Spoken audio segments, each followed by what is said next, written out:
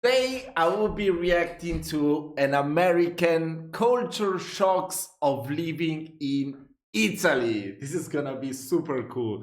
I love this girl. She's Q Katie. I've checked out just today another video from her, and then this one got recommended.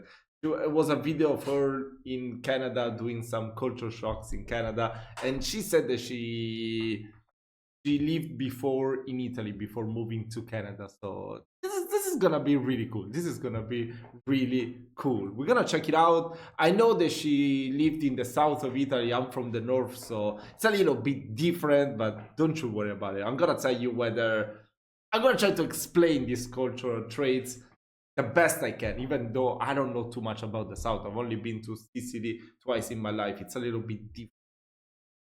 So yeah, without any further ado, let's check it out.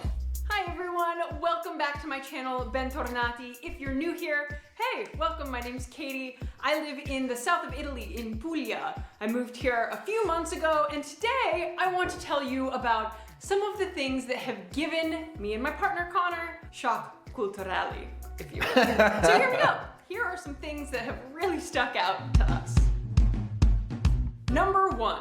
No cappuccino after noon. Niente cappuccino dopo mezzanotte. Wait. When was this uploaded? 3 years ago. Okay. So 3 years ago, was it already a meme, this thing of the no cappuccino afternoon? Because I remember after COVID, it started to become so huge. You would even see some Italian restaurant denying cappuccino to Americans. I mean, it's pretty fucked up.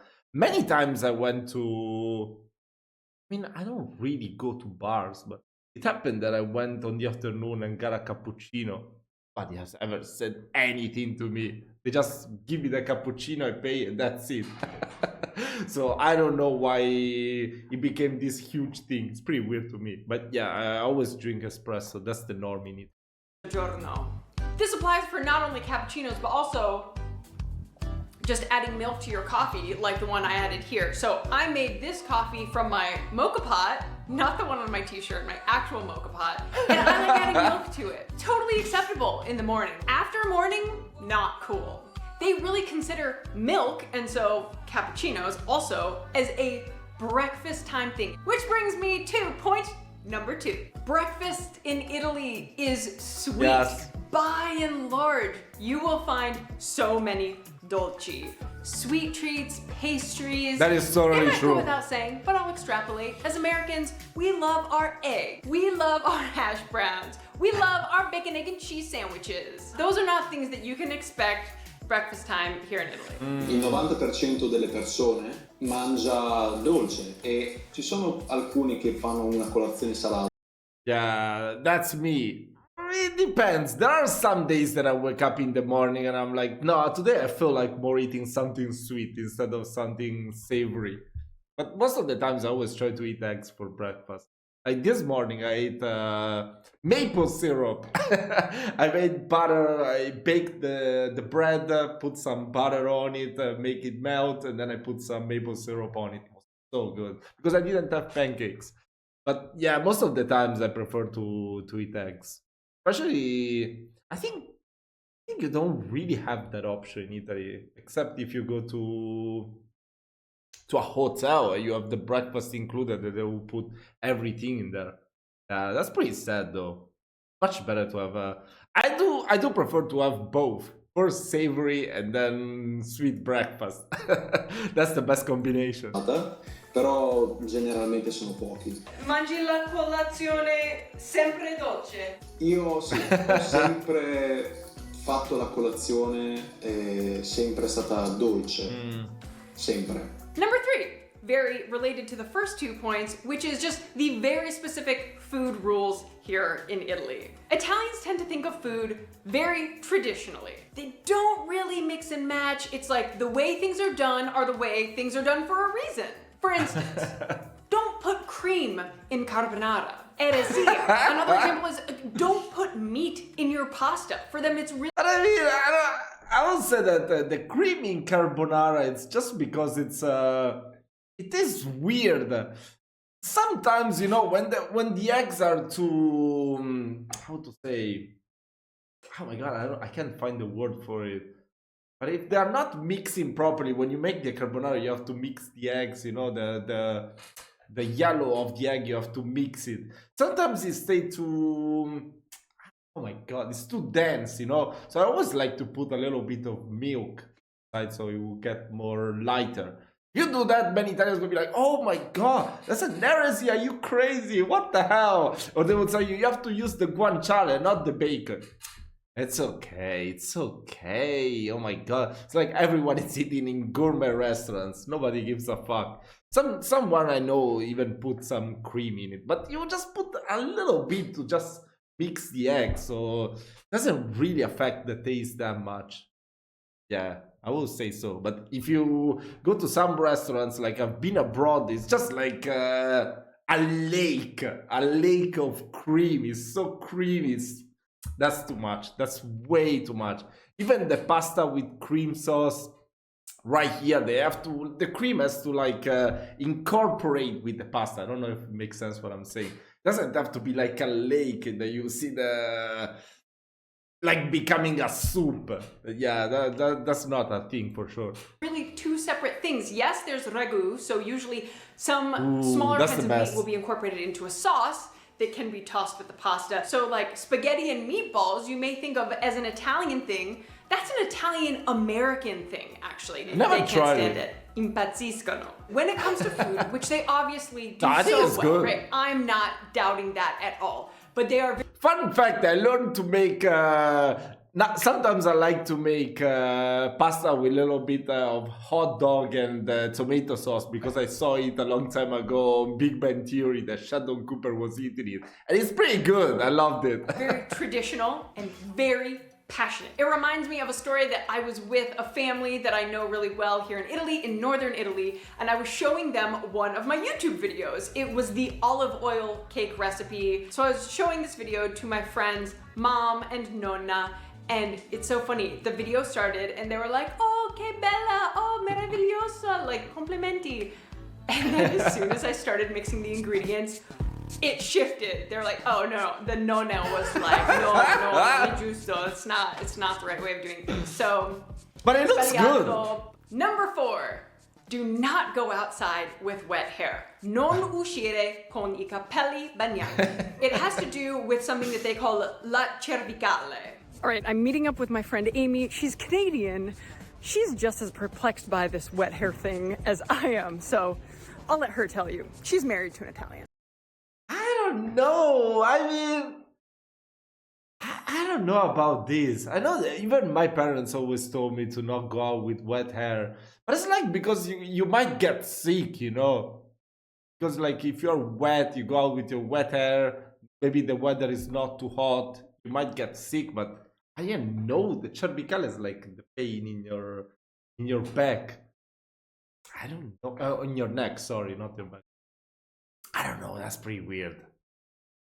I don't know.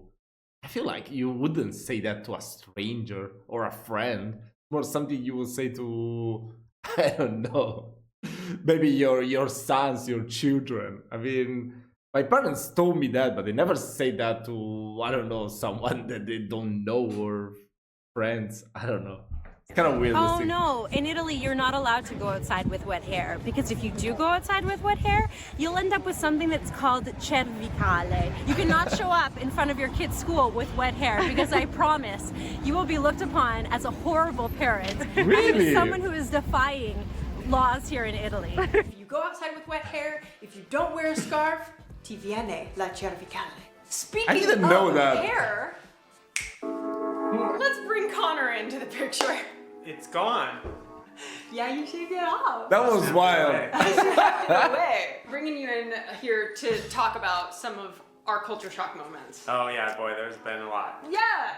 All right. So number 5, controra. What is Controra that? is actually a word in dialect, I've learned, but it is what they call the pause in the afternoon when it is like a ghost. Really? Wow, and it's so different from 2 to 4 p.m.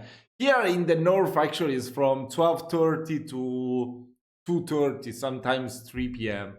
I mean, in the south, everything is so different. I already warned you at the beginning of this video that it was gonna be a culture shock for me as well. Town.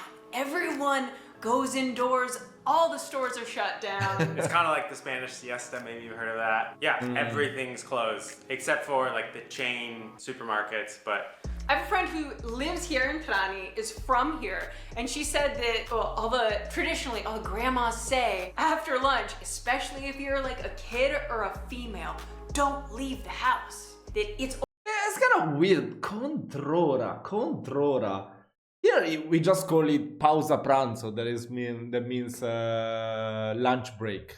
That's it. I never heard controra. only when thieves so and weird. bad people go out. okay, well that makes us bad people then, because we moved here, and part of like establishing residency for her to get her dual citizenship was like we had to be in the So apartment, beautiful. and the police were gonna come around and they were gonna knock on your door. I vigili. Vigili, and it was like Vigili, not vigili. Then they might not come back, and you might have to do something, or they'll leave a note. And us being the like goal Rule followers. yeah, and like the goal-oriented people who are like, we want to get the citizenship, so we're gonna stay put until the police come. And our lawyer, who's awesome, was like, and leave the house like after like 2. They won't come after that. So every day we stayed in the house until 2, and then as soon as 2 happened, we'd go for a walk. And so we got in this habit. Well, and we didn't realize that this is the exact opposite of what everyone else here does. Now that we go out in the mornings, it's so hustle bustle all morning until around 2, when people go in for lunch, and then they do not leave until basically like 4 or 5 in the evening. Yeah, and then at night, the whole town is like out bopping around, socializing well into the, well, there's a curfew at 10, but you can tell that Because like, of COVID. yeah, things come to life later here. And what I think is extra interesting about this is that it is more so and almost only something that happens in the south of Italy, not so much in the north of Italy. All right, number 6. Insane queuing. I'm talking about the lines. We are not in England anymore when it comes to queuing. There are no, the British love themselves a good queue. They love standing in line neatly and orderly and following the rules. Not so much here. I like to think of it as a chaotic cluster most of the time. Well, then sometimes there's like a take a number thing, and that. They so- also love the tickets. Yeah, so, but But it depends. for my permission. Actually, I think that I want to add, I don't know if they're gonna say it, but there's people that will get pissed if you take the number and then you just leave and come back later. They will be like, oh, I was here before, but I have the number, I want to do other commissions. And they will still get angry. That's pretty crazy. I don't know if that happens in the south as well. Probably yes. I think it's an Italian thing to get angry at everyone for any other reason. Permission to be in Italy, my permesso soggiorno. The advice was to get there like an hour early. So I got there an hour early, and there was like a line snaking out of the door. Older women would just kind of like come and stand by the line and like talk, and then they would like walk out of the line, and so I wouldn't know if I was supposed to like fill their space or if I was just, and I don't know. It's the same here too. I hate that. I gotta say I hate that. That's something we should definitely I'm change. still a new American, so I just kind of, it was very stressful for my to undo my British orderly mind of, hey, this is why we stand in line, no cuts. Oh, it was all very stressful. There's a lot of confusion when it comes to the lines. This rolls into there's just a lot of bureaucracy. Oh Go my to this God. place and get this form. Yeah. You have to go to this place and get this form. Too You talk to much, this too guy. much. Oh, after all that, they do it wrong. All right, so today we're going to the Agencia dell'Entrante to get our health cards, which we were supposed to have already gotten. We've already been to this place. We went and sat for the exact same appointment that we also just sat for again this morning. But it still didn't work out. We didn't have the right forms or something. So Oh my we left God. and now we're going back. Yes, that's the worst part of Italy. I'm not gonna lie. Everything they're saying is true. Oh my God, it's so frustrating most of the time. Last because they sent us to City Hall for a different appointment. Yep, that's City Hall. And now, because that appointment also failed last week, so we have to do that over. And now we're hopefully going back to finally get our cards for the health system. Yeah, so Number 7. The tone of voice used in normal speaking here, the directness, is not something we're particularly used to. Not from the Midwest, where we're both from. Maybe more so in New York City, where we lived for a decade. Then certainly not in ever polite England. Yeah, in England where they would say sorry if they ran into you. Yeah. Here, people speak, just the way of speaking is a little, it sounds like they're mad at you, but they're not mad at That's just the tone. That's true. I felt the same way when I went to Sicily. Everyone looked so pissed at me whenever they were talking to me. Yeah, I can agree. I mean, there are many people from the south that I know and I'm friends with, and most of the times, yeah, they look like they are pissed at you when they talk to you. I think it's different here in the north. But although some people still act the same way, you know, but of course it's nothing wrong. It's just the way they behave. It's just their cultural way of life. Tone and style in which people converse here, it sounds to our American ears like they're very frustrated with each other and they may or may not be fighting. But actually, they're actually just talking. Un modo di parlare più forte. Esatto. I mean, for example, I was doing a craft project yesterday and I needed just some glue, some regular old glue, and went to this shop and was talking to the woman about the glue, and she was trying to understand how I wanted to use the glue, and so then she could help direct me to which glue would be best. There's just the way she asked, it's like, it just tends to be a little more aggressive. It's like, well, what are you using it for? What's the material? Is it wood? Is it plastic? And this is all in Italian, Is right? she gonna smashing her finger on the table? Legno, because the table was wood, so she's like, legno and legno. Also, when the masks are off, you'll be able to like see smiles behind the directness, so it'll be good. Number 8. The bidet. So this was actually not a huge Fuck, in my own house I don't have a bidet. I feel so sad. culture shock for you, just because from travel you're very used to these things and you love it. And we had one in New York, remember in Williamsburg? Oh yeah, that's right. But we You just never used it. I loved it. never used it. But culturally here, it's a thing. And so I'm like, oh, mom, sono italiana. I better use the bidet. We won't speak about this too much because we did a whole video about it that I'll link to. Oh, This is a whole where the bidet video. comes in. Any last words? And it though? makes us kind of like weird perverts if you just keep talking about bidets. Yeah. Okay, yeah, let's move on. Number 9. The grocery store situation, which I love, but it's really different from anywhere we've ever lived. It is a wonderful situation. There's no like Walmart's big box stores where everyone goes and does all their grocery shopping at once. There are some supermarkets, you know, that is a thing here, but by and large, people really shop on a smaller scale. So there's the fruit and veg stalls. There's a guy in a truck, open bed truck. He just kind of drives around the neighborhood and has a speaker. Says potatoes, onions, carrots. I feel more connected to the people. Fun fact, when I lived in Malta, it was the same. There would be the truck coming every morning at the same time selling you goods like that. It was pretty cool. Now, here in the North, everyone shops at supermarkets. We do have some local markets that they are there like once or twice a week, where you can find, of course, cheaper vegetables, fruits, and all that. Even meat, cheese. Not cheaper than meat actually, but like already stuff that is already prepared, so you can just buy and eat it at home. And the cheese are really expensive, but of course there are better cheese come from the mountain and all that.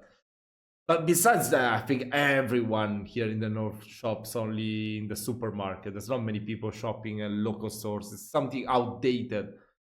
It's pretty cool that it's still alive, this thing in the south. No, actually, I think in the mountain, yeah, the municipalities in the mountain, they won't have many supermarkets nearby, so they still shop at the local store.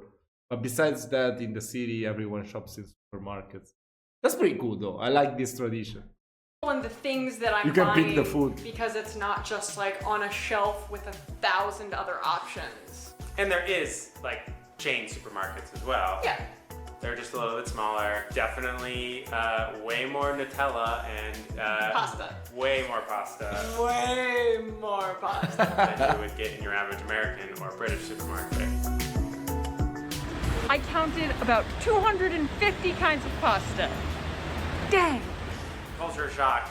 Mainly, the biggest culture shock for me here is just that, like, every day I get to wake up and go walk That around looks so Adriatic beautiful. with my lovely wife, and you know, just so stoked to be on this adventure. And we're both so enjoying continuing the journey of learning Italian and the language and getting to practice every day and interacting with the people who are so kind here. So, that being said, La bella lavanderina, oh my god, this takes me back when I was a kid that all the girls will be singing this song. vediamo presto. As always, thank you so much to the Quirky Club, my incredible Patreon community. Grazie di cuore. And if you haven't subscribed to this YouTube channel yet, what are you waiting for? Press that subscribe button. I did.